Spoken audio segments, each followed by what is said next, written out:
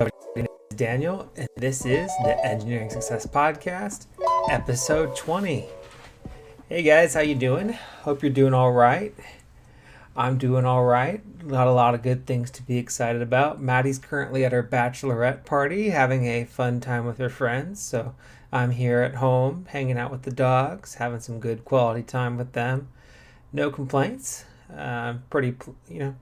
It's nice to get to spend time with the dogs and the cat, and it's been a lot of fun. It's been a little bit since I recorded the last episode of the podcast. I'm running a little bit behind, so I apologize for that. But I do have some good things to talk about before we get into the podcast. First of all, I have some shout outs to give for those of you that sent me your screenshots on Instagram about subscribing to the YouTube channel. We have currently 79 subscribers on YouTube. We're trying to get to 100 so that way I can start posting shorts. Shout out to Brian, Gunther, Kyra, Jack, Jonathan, Caroline, Dylan, Corinna, Dupree, Valentine, Emma, Stephanie, Ryan, Patrick, Huda, Andrew, Joe, Abe, and Jared. Thank you all so much for subscribing to the podcast. Also, if you want to get a shout out in every single episode of the podcast, you can become a top tier supporter of the podcast on Anchor, or I actually have a Patreon that you will see the link to in the podcast episodes and on my link tree on Instagram and Twitter, and in the descriptions box of the videos on YouTube. So, Engineering Success on YouTube, Engineering Success on any of your podcast providers. Give me a 5-star rating on Apple. I'll also read out the rating if it's work friendly. There's plenty of ways to get engaged with the podcast. As always, you can write in your questions to the podcast at engring.success@gmail.com. And if it's appropriate, I will respond to your questions and see if I agree with you on an episode of the podcast. All right. So I got some good feedback last week. Oh, one last thing. As always, I want to give a huge shout out to our supporter of the podcast, sabeanandcheese.net. That is sabeanandcheese.net, San Antonio's premier bean and cheese taco review website. If you have not checked it out, you need to check it out. It is such a cool time. It's a great way to research what's going on with your favorite taquerias in town, because if they can't make a bean and cheese taco, then what are they doing, right? I mean, if they can't make a bean and cheese taco, then come on, why are you even going to that place? So with that being said, I'm going to give you a quick sneak peek of sabeanandcheese.net, and then we're going to go into the next bit of our podcast. So as you can see, I'm actually showing y'all the website because I have leveled up the podcast a little bit. I'm going to actually use this new feature that I've discovered in my recordings to show video screenshots. So if you like the videos and you like to be able to see what I'm talking about, definitely watch the podcast episodes on YouTube. But yes, this is sabeanandcheese.net, San Antonio's premier bean and cheese taco review website.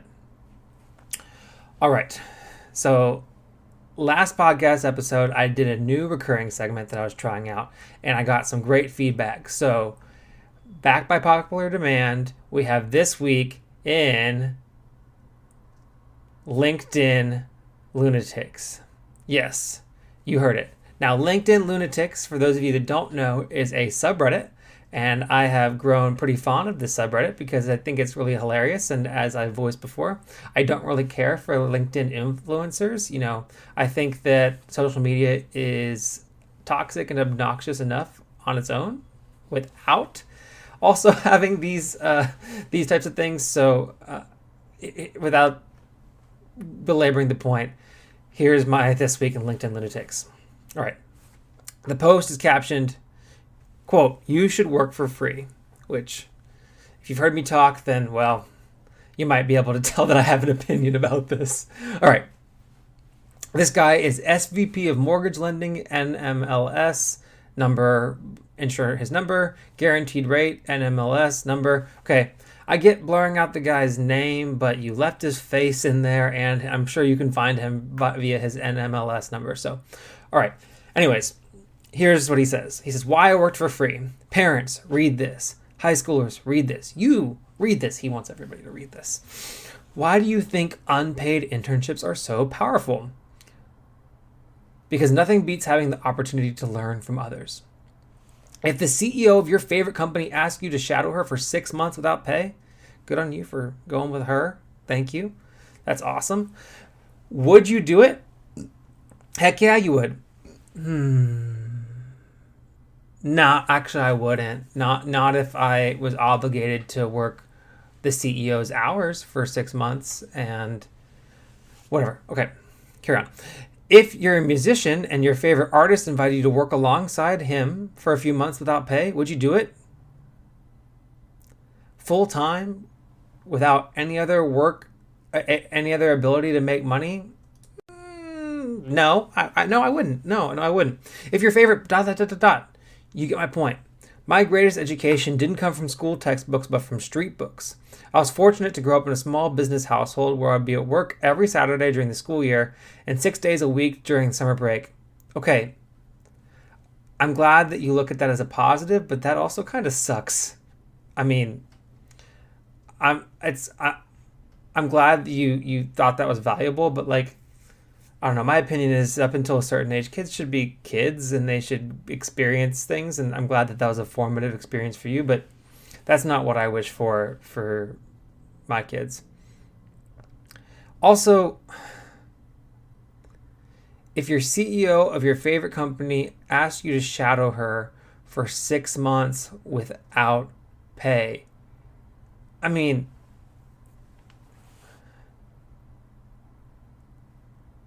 no. Why would I do that? Why would you drop everything for, where is the money coming from to fund the fact that you're following a CEO for 6 months without pay? Also, if you're shadowing the CEO, I'm guessing that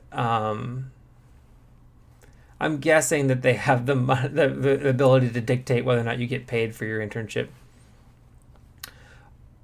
And you said, my greatest education didn't come from school textbooks, but from street books. Just because you're not getting paid for it doesn't mean that you're learning any more than you would have been if you were getting paid for it. That doesn't make any sense to me. All right, carry on. He goes on to say, it was my second education. It is the main reason for my incredible ascent professionally. Good for you. Without being born in this country, without growing up rich, without having a college degree. I learned to request and read credit reports at the age of 14. Okay. I don't even know if, I guess in some states you can work at 14.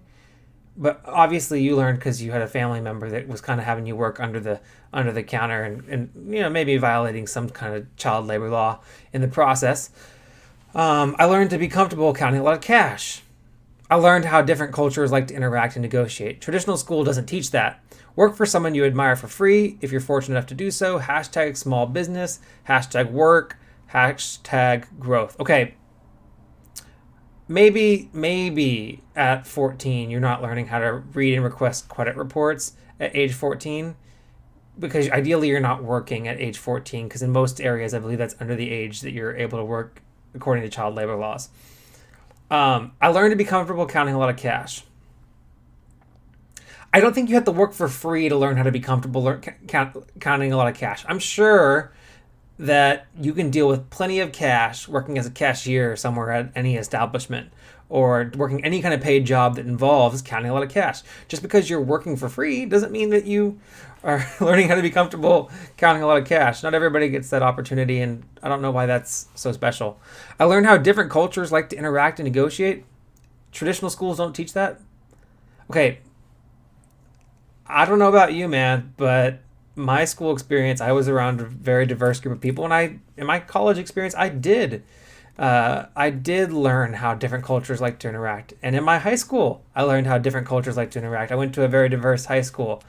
And again, just because you're working for free doesn't mean you have more exposure to different cultures. I think that's just more dependent on where you are. So you can learn how different cultures, how to interact and negotiate by working any job. You can learn how to be responsible and show up to work every day on time by working a real job where you get paid to do so. I think it's really sad that in some industries, unpaid internships are the norm. I think it should be illegal. I think that it's a violation of some kind of labor law, and I just, especially not in engineering, it's definitely should never be. It's definitely, you shouldn't be in a situation where you're looking for an engineering internship and you're having to choose an unpaid internship. I think it's really cool that some colleges and universities like partnering with companies to like help fund some engineering internships to get their students more internships and to not just engineering, but I know my school Trinity has partnerships with they actually have grant funding or some kind of funding where they actually incentivize companies and nonprofits and stuff to hire Trinity interns because they pay for some of it, and I think that's cool. I think that, but putting it on a kid that's maybe likely pulling in a bunch of debt or has no other source of income, or just putting somebody in a situation where they have to work a whole other job just to be able to afford their unpaid internship, I think that should not be normalized. I think that should be shamed. Okay, so this is the part of the podcast where I ran into that technical issue I mentioned in the description. So we are going to skip to a quick little ad. You're not missing anything that important. I was wrapping up anyways, and then we'll get to the rest of the pod. Hey guys, I want to tell you about a new podcast called Tequila Time. The Tequila Time podcast is a weekly podcast, a fusion of tech, entertainment, business, travel, and more. And of tequila, of course. Dive right in as your hosts, Kellen and Marius, explore relevant topics to the business world and beyond. Join them in their travels around the world and learn about how new technology and the newest Silicon Valley trends. Hear their interviews with special guests possessing unparalleled knowledge within their disciplines. You can find them on anchor.fm/tequila time and on Instagram as the Tequila Time Podcast. All right, we are back. I just realized that I just completely messed up my editing style by making those tweaks and adding that extra cool little feature in the podcast. So I fixed some things to make my life a little bit easier in post. And as you can see, my face is a little bit blurry because I'm still tweaking with the green screen. But here we go. First question. This is on R Chemical Engineering. I, 23F, am uncomfortable with how my manager 47M relates with me. So 23 female, 47 male. I've been in the workforce now for about 3 years. I'm originally from Colombia and technically graduated American high school at 16. Same company the past 3 years. The last 3 months I have rotated to a process engineering role. Previously was production engineering. I find my job pretty laid back, and I'm just iffy about how my manager, who isn't even a chemie, he's a mechie and is a production manager, relates with me. He has weekly meetings with me, even though everyone else has monthly meetings with him. Interesting. Well, maybe because you're new. Let's give him the benefit of the doubt there, but let's see how this keeps on going. In one meeting, he mentioned how beautiful he thought I was, and how he has something good to look at instead of P&IDs every day. Oh no. I'm really passive and soft-spoken, but I asked him to clarify what he meant, and he just apologized. Okay, so I let that slide. Okay, that's an issue. Also, for those of you that don't know, P&ID stands for Piping and Instrumentation Diagrams. It's a very common type of diagram that you'd see in the engineering, consulting, or plants, or any kind of facilities construction. It's kind of like very important. It's kind of the most fundamental thing, and we spend a lot of time in them, especially if you're a process engineer. Then, on another occasion, he goes, you know, you don't have to go out in the plant much, so nothing wrong with wearing a skirt and heels if you want. Oh no. To this, I just said that I like my jeans and tennis shoes. Oh, come on, man. This is terrible. Okay. Let's keep going. Let's see if it gets worse. Then today, we had our one-on-one, and he said that he noticed my birthday is coming up next month and asked what I wanted. I said I would hang with friends, and he went on this tangent about how his daughter wanted bras and thongs from Victoria's Secret when she turned 18, and he had to get it. And then he said he has a gift card of Victoria's Secret lying around. He can give it to me? At this point, I just said, I don't need lingerie, sir. And he got defensive saying he was just being polite, and now I'm confused because I don't know if I overreacted. I did raise my voice a little, Yeah, but I didn't yell at him or anything. I like my new job. It's really cushy, and this April I'll be in the six-figure mark. So I don't want to leave it or get fired. Any advice helps, please. Thanks. Oh my goodness. Well, so you're not going to be the one that gets fired here. Okay, this is definitely sexual harassment, especially the. I mean, it's just so inappropriate. I mean, he should not be talking to you about bras and thongs. I mean, he obviously doesn't have like a friendship relationship with you where you talk about that kind of thing. So he's obviously taking the conversation and he's kind of escalating it to those levels. First, talking about how beautiful you were and how pleasant you are to look at, which is just not a professional thing to say to one of your coworkers. I've never had the desire to say anything about that, anything like that about or to one of my coworkers. That just it just makes me go. It just makes me shake. I just make me so uncomfortable, and I'm not even in your position. Um, and then the dictating what you wear, and then wanting to gift you like lingerie. I mean, that's just really inappropriate. I would do what you're doing, and I document this and keep track of it. And it sounds like this isn't a rotational program, even though it's a new role. I imagine it's not a rotational program, and it's unfortunate because this is your manager. So it's one of those things that where I know what you're saying. You don't want to complain and then it affect your position at work, but I don't know if you have any confidants at work to talk to about this kind of thing, or if you have a very well developed HR department or an employee assistance program. But I would at least reach out, especially if it's making you really uncomfortable. Um, I would maybe just if you're not ready to make a formal action about it, maybe just document it with HR and kind of let them know and get it on the record, so that way if it escalates even further, then we're not going from zero. And then especially because he got offended, I would say just straight up, the next time something like that comes up, I'd say that's not professional. But I mean, he already got super defensive, saying he was being polite. I don't think you overreacted at all. I mean, it's extremely inappropriate for him to make that kind of comment, and I just wish that somebody else was there with you. But you said it was a one-on-one. I just wish somebody else was there around there to also point it out and point out how weird that was. Um, that's just. I can't see. I can't even rationalize it like, oh, just being cute or being nice or being funny. I mean, this guy, and I wouldn't even say. A lot of people in your position might think, oh, am I overreacting? Am I being going to be considered a narcissistic or whatever for interpreting this way? No, I'm here as a guy that works in a professional environment to echo your concerns and say, this is weird. This is concerning. You're not imagining things. So, oh my goodness. Yeah, I'd say, and just the way you worded it is just so nice. I'm uncomfortable with how my manager relates with me. Um, First step is maybe reaching out to whoever your HR representative and saying that I'm uncomfortable with how my manager relates with me, and just get it documented at first, and then if he brings it up again, or makes a similar comment again, just say, hey, that makes me uncomfortable. Um, and say, your first reaction was saying, can you please clarify what you mean? Oh, that is such a good response. I mean, that's another thing to go.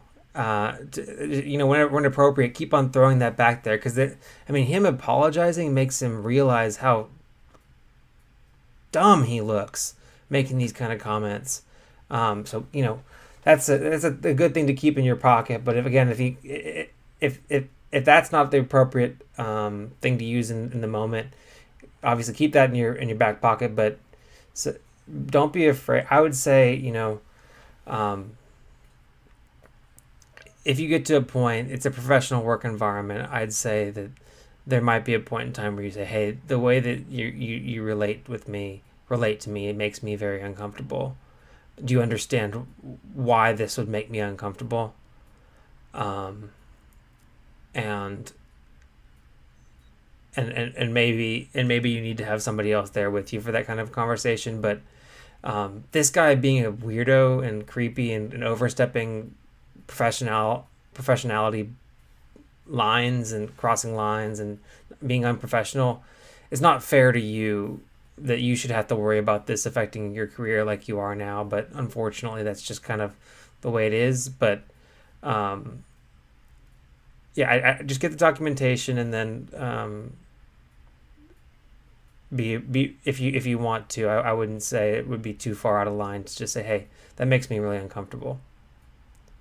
And then if he gets defensive and you say, can you please explain what intentions you had other than ways that would make me uncomfortable, because that just made me very uncomfortable. But dang, I wish you the best of luck with this. This is just annoying to me that you have to deal with this. So anyways, keep us updated. All right, next question. Update. $25 an hour offer has been updated to $28 an hour. Is the technician experience worth it to leave my waiter job at $35 an hour? So this is they're referencing an earlier post, but this post gives enough context, so I'll keep on reading. So they responded with an increase to $28 with a reevaluation in 3 to 4 months. The offer also includes 8 days vacation per year and health benefits. The work I'd be predominantly doing is that of a technician. I have no prior experience or internships. If I reduce my student loan payments starting after the pandemic pause, then I could technically make $28 an hour work for 3 months. Would that geotechnical technician experience help me in the longer run when moving up, even in a different area of civil engineering, or would it really only be beneficial if I were to stay in the geotechnical area? Summertime in LA is a gold pit for servers at my restaurant. $35 an hour is on the low end of what I'd be doing until about September, October. I'm struggling with the decision as to whether taking the pay cut would be a worthwhile investment or if it really wouldn't make that much of a difference. Thanks in advance. Sorry, guys. So this person basically, they have an engineering degree and they've been working as a waiter. They haven't been able to get a job as an engineer. And they're trying to see if taking a pay cut to work as an engineering technician would be a good decision for them in the long run. And my opinion is yes. I don't generally advocate for making less money, and $28 an hour seems good, but that's in LA. So obviously cost of living is really high in LA. But what I would do if I were in this person's situation, in your situation, is I would take the $28 an hour, and if you're worried about, I wouldn't really lean too hard on the reevaluation in 3 to 4 months. Some companies say that and they actually do it. Other companies say that and they don't. So it's kind of hit or miss on that kind of thing. I would take that reevaluation in 3 to 4 months with a grain of salt, unless you have tangible evidence that other people have actually gotten to have that reevaluation. And obviously make sure to document it, and hopefully there's some kind of one-on-one or performance and development system at this company by which you can kind of bring that up and remind them and hold them accountable to that. But I would take that at a grain of salt. But I think, yes, if you invested all this money and this time and energy into getting an engineering degree, and the technician role, although not ideal, not as good as obviously an entry-level engineering role, it gets you a step in the right direction, and it gives you experience that way you can then relay that experience and hopefully into an engineering role. In fact, if I were in your position, I'd take the job and then continue applying for other civil engineering jobs, because this experience is, again, just a bridge to the next job. And if this company won't give you the role, then maybe another company will with this experience on your resume. If you're worried about money, you mentioned that you're a server. I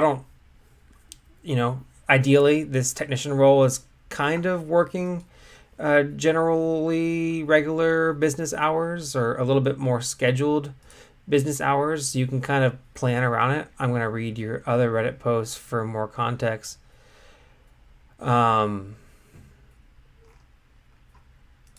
say, you know, if you get in a position where you're needing a little extra money for 1 month or a week, then maybe don't completely cut off ties with the server job and pick up an extra shift here and there just in case. I just I wouldn't pass up the opportunity to get a little bit more involved in something related to your career. I think that you got the degree, you need to start working towards that degree and working towards that career. And that short-term investment, plus with the safety gate of maybe picking up an extra shift, waiting tables here and there, I think that combination will be the best. It will pay off dividends whenever you get onto the engineering track and you're making engineering salaries, and then you're vastly outpacing what you were making as a server, working better hours with a better work-life balance and a better just a better quality of life overall. So that's what I would do. Take the job,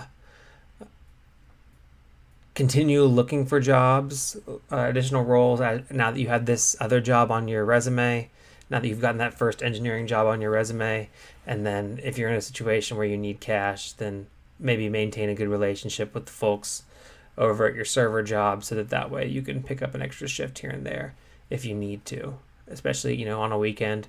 I don't know what kind of hours you're already working as a server, but maybe for you, picking up an extra shift on a weekend isn't the worst thing in the world. So I wish you the best of luck. I think that it's a very exciting thing. You should be excited about this opportunity to work in your field and work in the role that you invested in all the time and energy in, and I think it will pay off well for you in the long run. All right. Next question. Do engineering consulting companies drug test? No drug test was mentioned in the offer letter for pre-employment and random testings. Recreational cannabis is federally legal where I am. I will be working in the office and traveling to clients on site. This is also a private company if that matters. Do employers need to disclose pre-employment drug tests? I'm worried they'll throw a curveball right before I start. Yeah, so even if it's legal in your state, a lot of these job sites have requirements that you're not under the influence of substances while on the job site. So think about it like, you've drank alcohol, you're drunk on the job site, you then get tested, right? And then the alcohol shows up in your bloodstream. That's how they validate that you were under the influence of alcohol. So if there's an accident at the job site, generally what happens is then they drug test all the people that were involved in the accident, blood test and drug test all the people that were involved in the accident to make sure they weren't under the influence of anything. So even if you weren't high at that moment, if it showed up in your test that you had consumed the content, then that's the only thing they have to go on to see whether or not you might have been under the influence on the job site. So, job sites have those requirements regardless of whether or not the state it's legal to be to smoke marijuana recreationally or not. So I would say play it safe. And you go on to say, update, I'm going to play it safe and stop starting tomorrow. I might not get pre-employment, but I will definitely get tested at some point for clients. I still have over a month till I start my job. Wish me luck. Money over weed. And thanks to everyone who shared their experience and advice. Yeah. They're likely going to test you, especially for engineering consulting where you're doing site work. It's just going to happen. That's usually a requirement before anybody goes on the site, unless maybe it's like a short site visit. But I don't think that is worth your livelihood. And that's one of multiple reasons why I don't partake. Because it's just not, first of all, I don't want to break the law. And second of all, that kind of a risk is just not worth it to me. And it's not worth it to, I've had those conversations with people I know, and it's not worth it to them either. And it's just kind of one of those things about being a professional.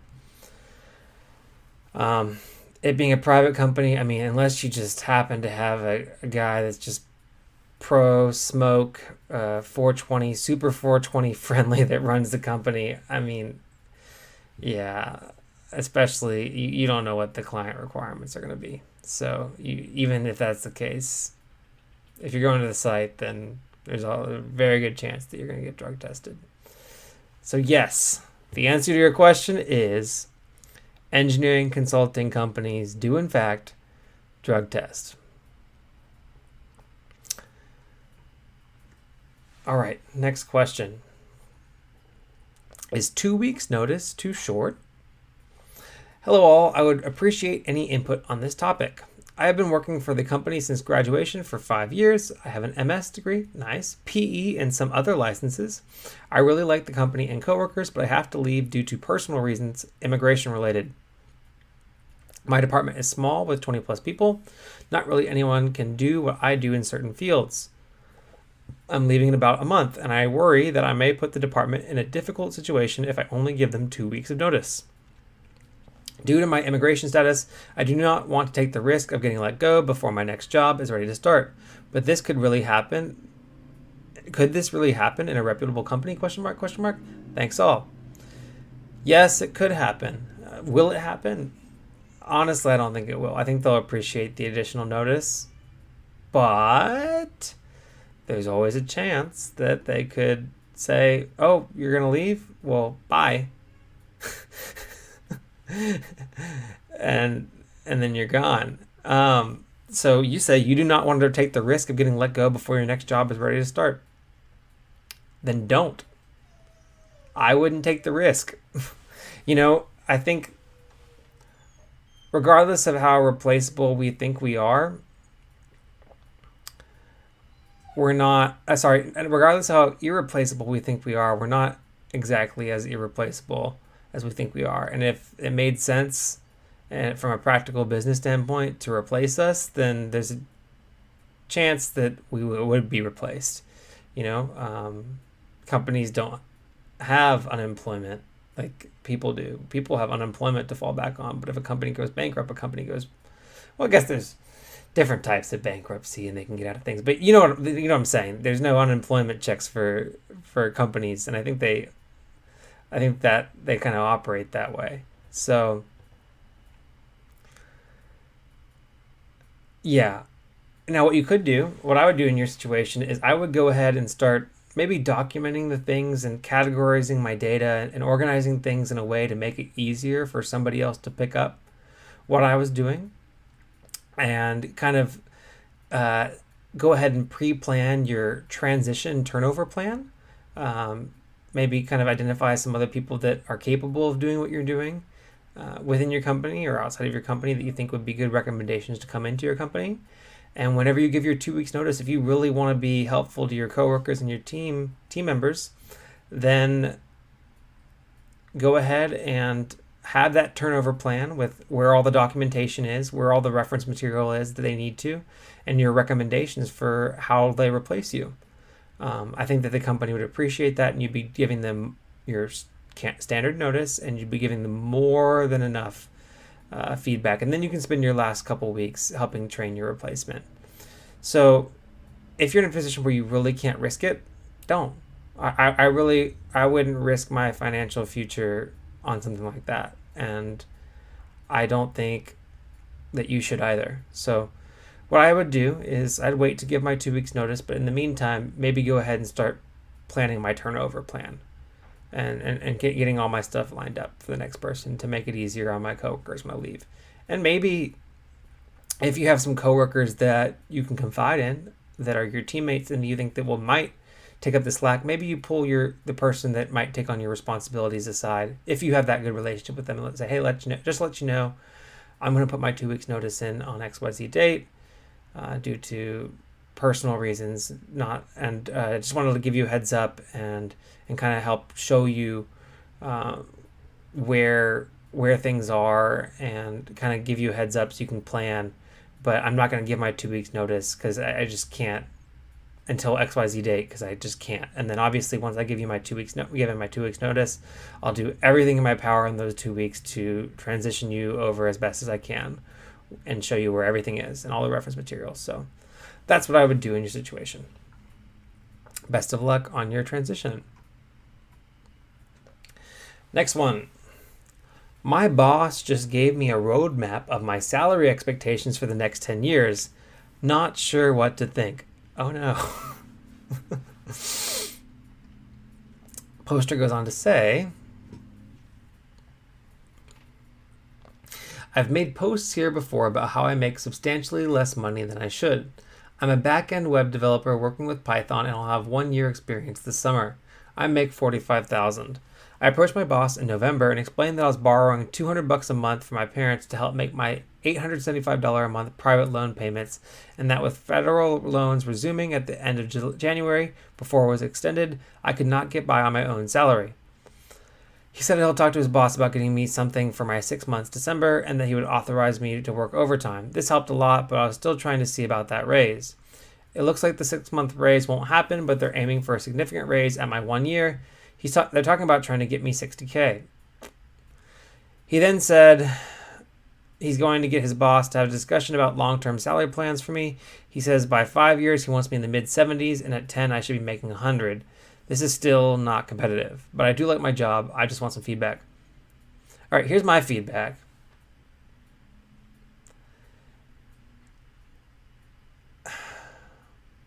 You asked for a raise. You think you're underpaid. You like your job. Do you liking your job? Do you like your job enough to not be able to afford to live on it? Is my question. Because I don't, and it sounds like that they undervalue you. Because their 6 months raise won't happen, and they're aiming for a significant raise at my 1 year. Why?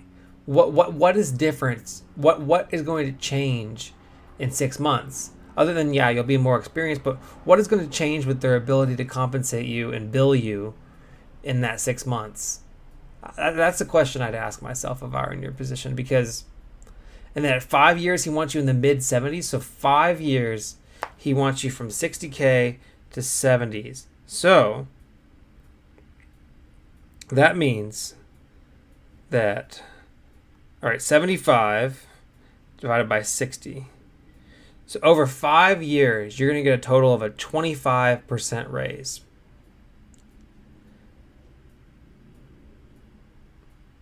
Well, I don't have the I don't have my little fancy calculator to do exponential things. But for example, you take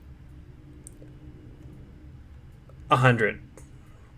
And you give an annual cost of living increase of 3%. After 1 year, you'll make $103. After 2 years, you'll be making $107.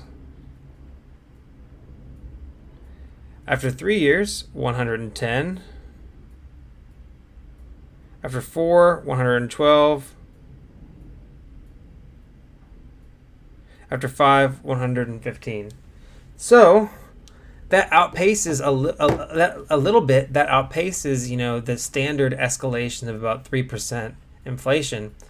But dude, I mean, it sounds like there's not really going to be any other much more of a merit increase on top of that. And if you already know that 10 years from now, you're not going to be satisfied with what you make. Now you're not satisfied with what you make. So from now until the next 10 years, you're not going to be satisfied with what you make. And now you can't even meet the minimum requirements to make your inflows be bigger than your outflows. Dude, what are you doing?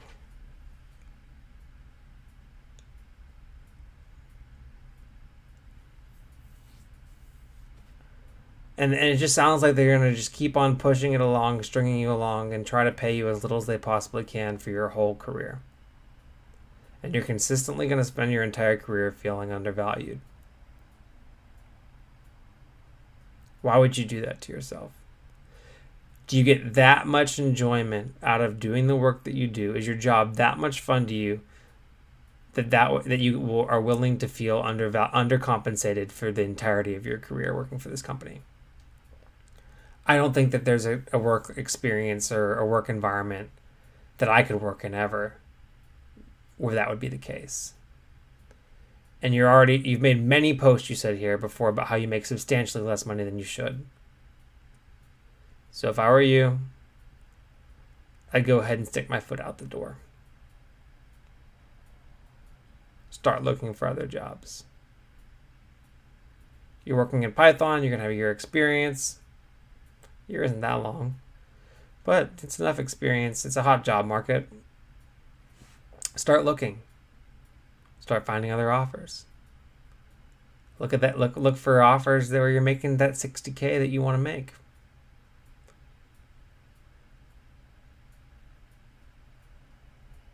And then if you are as irreplaceable as you think you may be,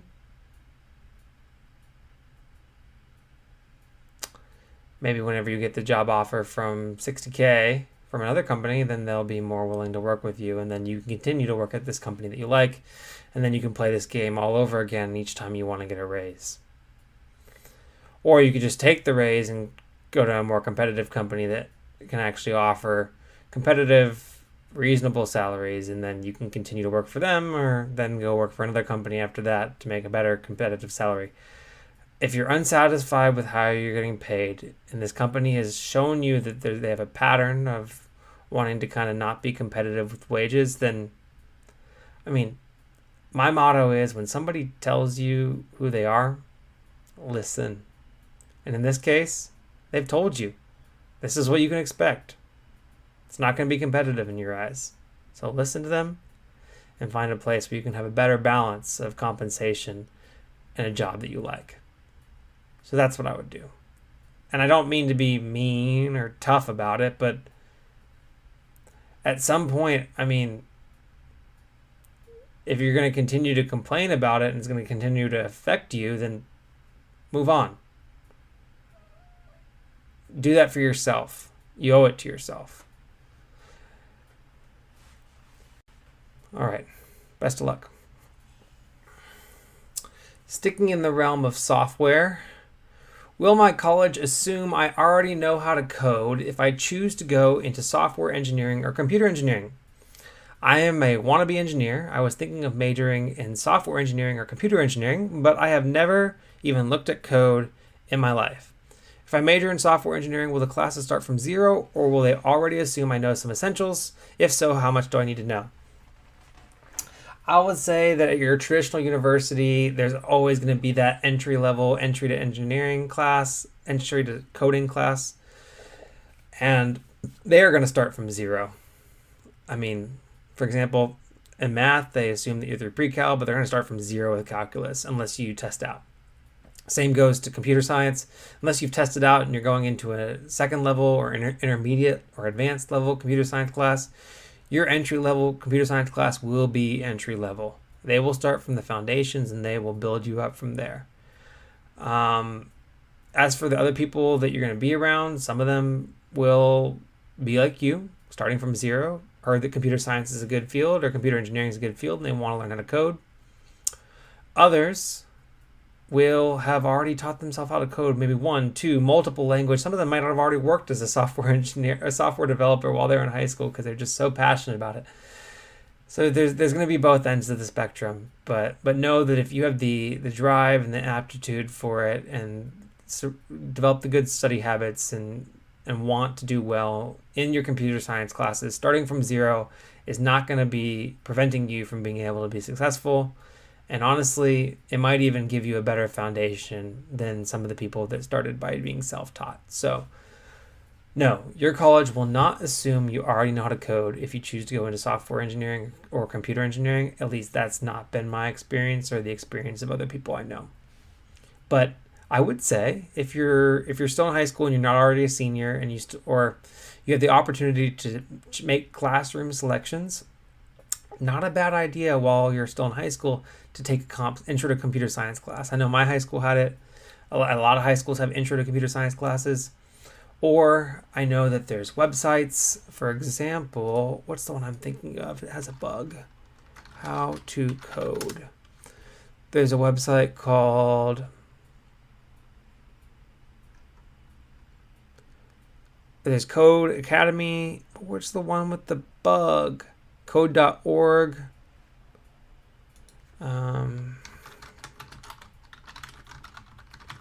There was one with the bug. Which one was the one with the bug? Okay, I don't remember which one was the one with the bug, but if anybody else on here knows which one is the one with the bug, that was the one that I did. It was fun. I would say take some. There's a lot of free online computer science classes and programs, so look them up and maybe take a couple just to see if it's anything you're into and test out. Kind of dip your toes into the water a little bit with it before you pursue it in college. Because, I mean, obviously, you can always change your major and change your approach, but it would be nice to kind of come into it a little bit with a little bit more than zero knowledge about how coding, the philosophies behind coding. I think that would definitely set you up with a little bit better foundation for your first computer science class. So code.org. There was an app I had on my phone. It was a bug. So if anybody knows what it was, please let me know. Otherwise,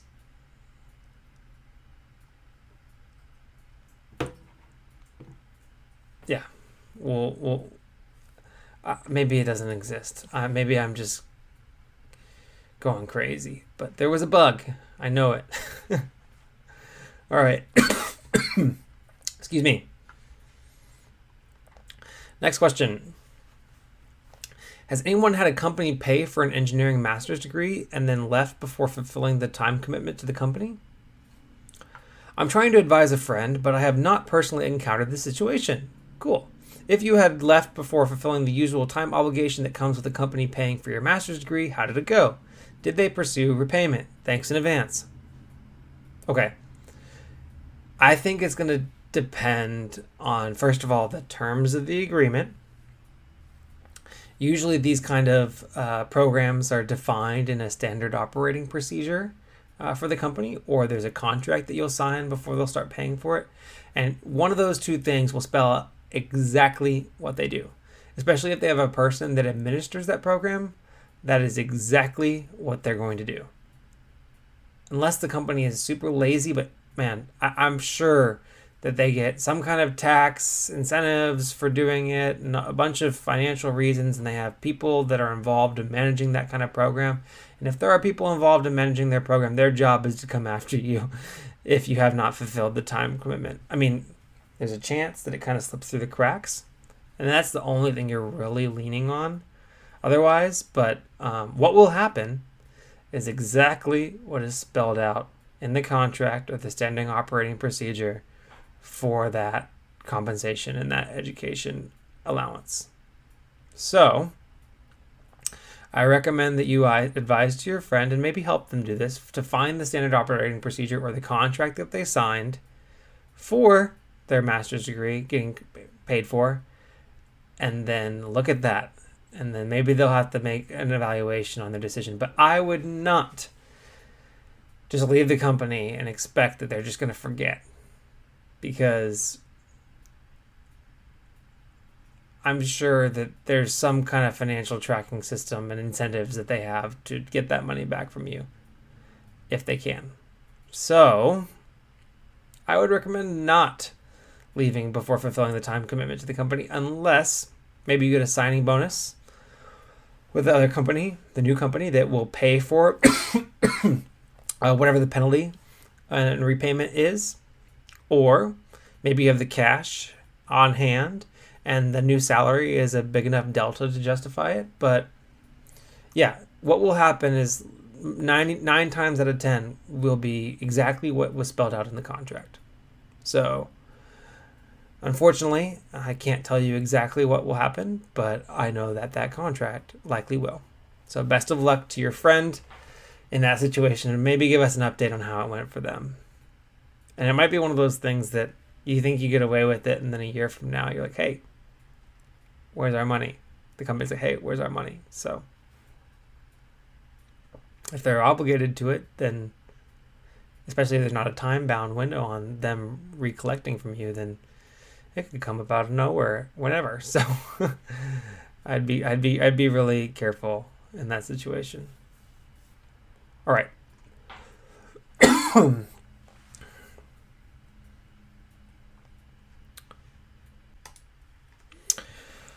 All right, next question. A week off during summer internship at Twitch for family vacation, good or bad? I think this question has been asked in a general sense here before. With that being said, I think I'm going to be getting an offer from Twitch for a software development engineer SDE intern position this summer. My family is currently planning a week-long vacation in the middle of June that I already know about. When I receive my offer next week, should I be upfront about this or should I wait till closer to the internship? I feel like this should be acceptable as Twitch gives off the vibe that they understand life out of work matters, but I'm not sure how or when to go about mentioning something like this. All right. So whenever I got my first internship, the company said, don't plan to take any vacations at all during the internship. You're hourly, you're not going to get paid for time you're off, and it is only a 10-week internship, so missing a whole week, missing a 10% of the entire program was just like a no-no from the beginning. So that is my personal experience. I mean, you have 10 weeks to make a good impression, and you know about those 10 weeks. It's not the whole summer. The internship is not the whole summer. So the expectation was that if we had any family vacations, that we'd plan them around that. It sounds like you're still in the planning stages of your vacation. So if I were in your position, I would plan around it. It's not like a traditional role where you have PTO and you work year round, so you have vacation that you save up and you can take it when you want. Sometimes internships are a little bit different. That being said, somebody claiming to have worked claiming to have had an internship at Twitch in the comment section of this said that they were able to take a week off during their internship. So obviously if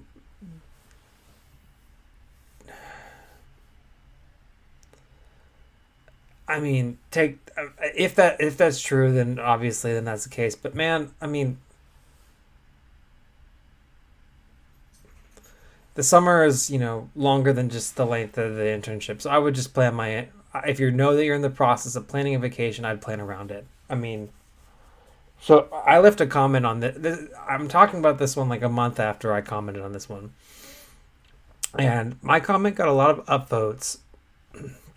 And then it got a lot of people reacting to it negatively as well. And I didn't get it. I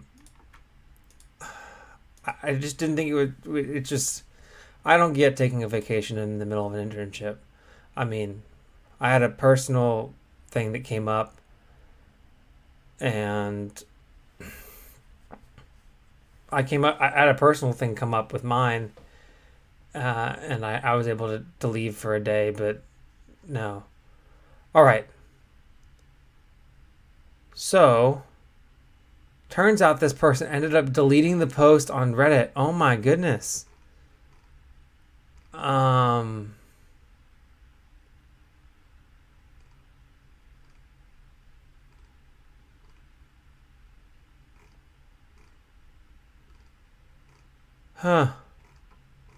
They deleted the post. I wonder why. Yeah, so my take was that the internship is a 3-month interview, basically. And, you're committing to a 12-week program, so why take off a week in the middle of it? Because it's a specific program that's designed to develop you. It's not like you're just working on random tasks. I mean, it's a specific design program, so I just think it's a bad look. So, but, Twitch apparently is chill. Some people say that Twitch is chill. So,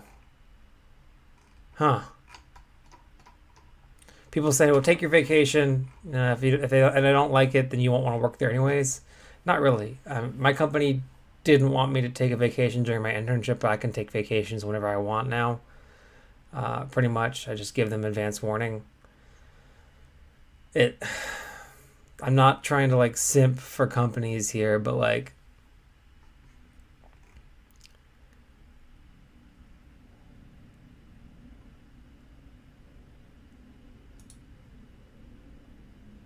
yeah, I just.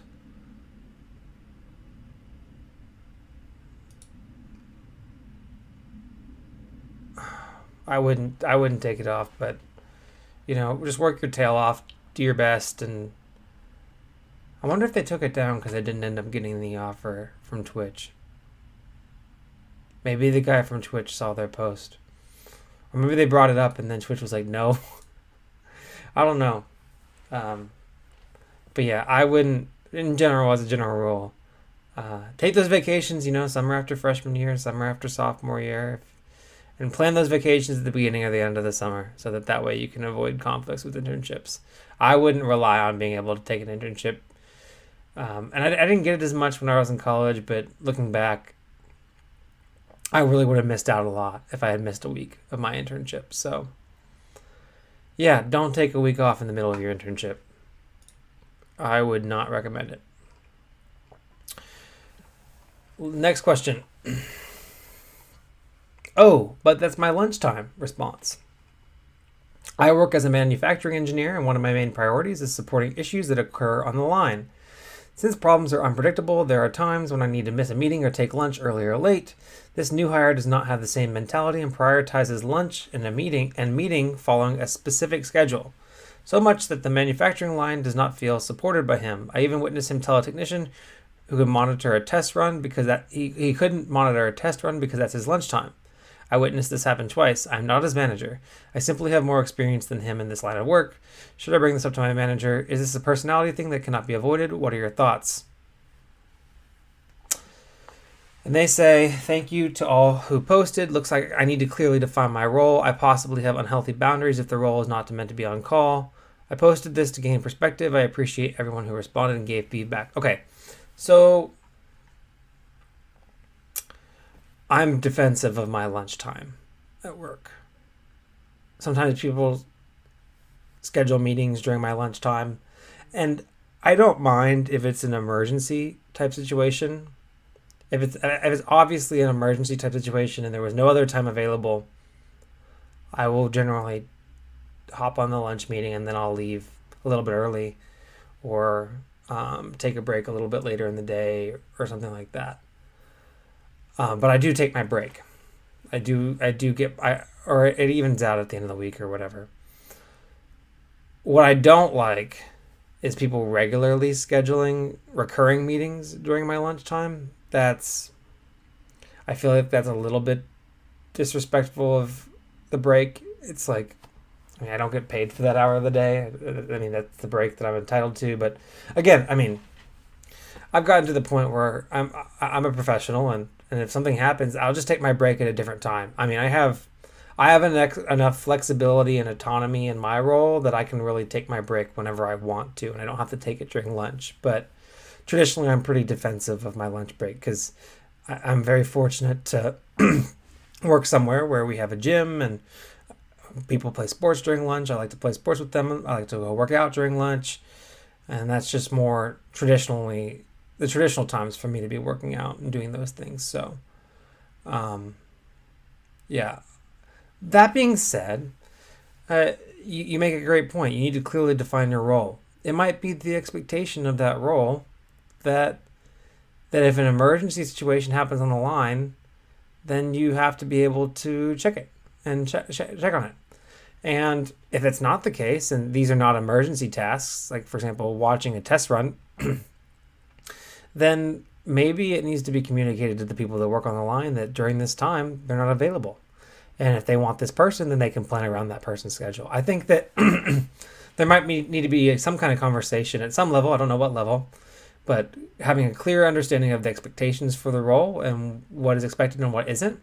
And then once those are established, then those can be communicated to other people so they can work around those expectations. I think that your insight of trying to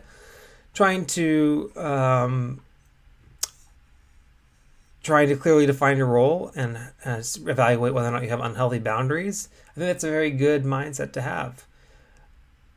And once you're able to define that, then maybe the person that supervises that person can also have that conversation with them as well. So, yeah, I think that maybe just some clearer communication and some set understandings amongst others will help everybody out, and people won't have the expectation. And if it comes to be that you have this hour and they're not supposed to work with you during the hour, then you can actually be helpful by also not making yourself available during that time. So that's just something to think about. But yeah, my first gut is kudos to them for prioritizing lunch, because you should. But maybe they're not in a situation where they can take a break later if they work through lunch, and maybe they don't have as much flexibility, and maybe they're hourly and they don't get paid for working during that time. So obviously most people during an emergency situation will go all hands on deck during any time, but I think that it might be considered unreasonable for people to conduct routine tasks during that person's lunch break. I think that that's definitely something that they might have the right to be defensive of. So it kind of comes down to the situation and also your circumstances. So those are the two things I'd look at as in an emergency situations, what are they doing? But also, more importantly, what is the actual expectation? What are the roles?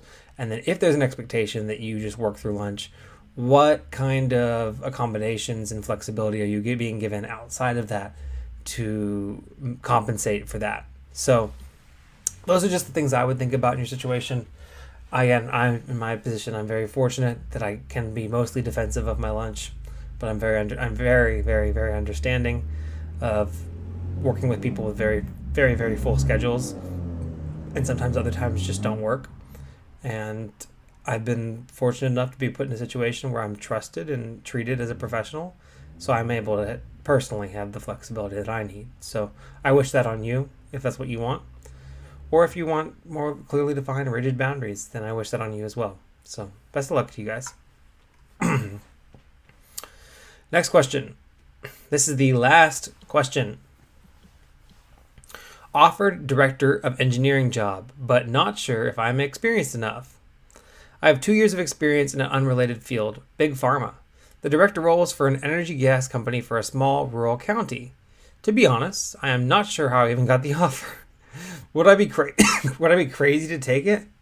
I am just worried that my lack of experience will affect my career later on and I will get fired. Opinions welcome. Edit. I spoke to my recruiter today, and it looks like this role will have me manage 10 to 15 engineering managers, and I will report to a senior engineering director who will sign off on the designs and projects. My role is mainly to ensure that all projects are being done in a timely manner, controlling funding for contractors and engineers, and funneling information from the managers to the senior director. I was told he may be retiring in 3 to 5 years and that they are grooming me to take his place. Perhaps this is in fact title inflation. Maybe it is. My question to you is, are those tasks that have been communicated to you by your recruiter, and maybe you get them reiterated to you by sharing your reservations with the hiring manager, are those things that you believe that you're confident in doing? If so, I would take it. I think that especially with a director level role, there's just kind of this expectation that when you come in, you are going to be able to do the job. And you being able to do the job is two things. One, you being competent enough to do the job with what you are given. And two, you receiving the support that you need to combine with your competency for you to be able to execute the job. Because that's what it's going to come down to, is can you do the job or not? So if I were in your position, I think I would have a candid conversation with the guy that you'd be reporting up to and say, hey, here is my understanding of the role. I can do these things. Is this what you expect from the role? Because if they're giving you the offer, then it sounds like from the interview and from your resume that they think that you're qualified. So I would just, if I were in your position, have a candid conversation with the hiring manager, because from the perspective of you want the best situation for you, and you want to be successful in this role for this company, and they want you to be successful because they want to be successful as a company, and they need you to be successful in order for them to be successful. So I would just have a candid conversation, maybe go a little bit beyond the recruiter and talk to the hiring manager, just arrange a quick call and just make sure that you're aligned and that everybody's on the same page. And then you can kind of go into the job with confidence and you won't be feeling imposter syndrome when you go into the job. So maybe you're not experienced enough. Maybe you don't think you're experienced enough, but maybe you have the right experience. Maybe you have the right skills for this. So yeah, I think that I would definitely not run away from the job. I wouldn't just take it blindly. I would just have a candid conversation about it with my manager. All right, folks. Well, you have wasted another perfectly good hour listening to this episode of not Cart Talk, Engineering Success Podcast.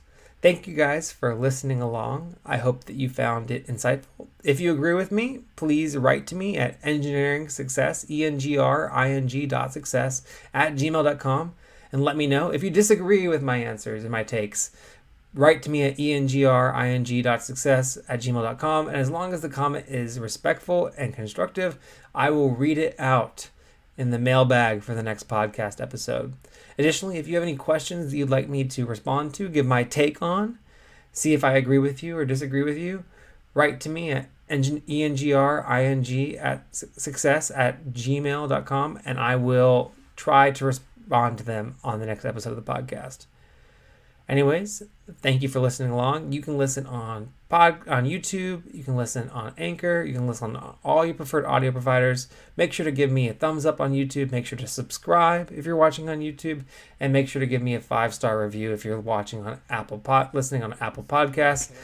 I will read out all work-appropriate Apple Podcast reviews. I'm not complaining. My thoughts get complicated. I cannot explain in lameness. Never losing focus because I ain't chasing payments. Still playing in the basement while I'm working on arrangements. They heard the kid in 50 countries. Thank God that's amazing. But I'd rather thank Spotify. They put me on the station.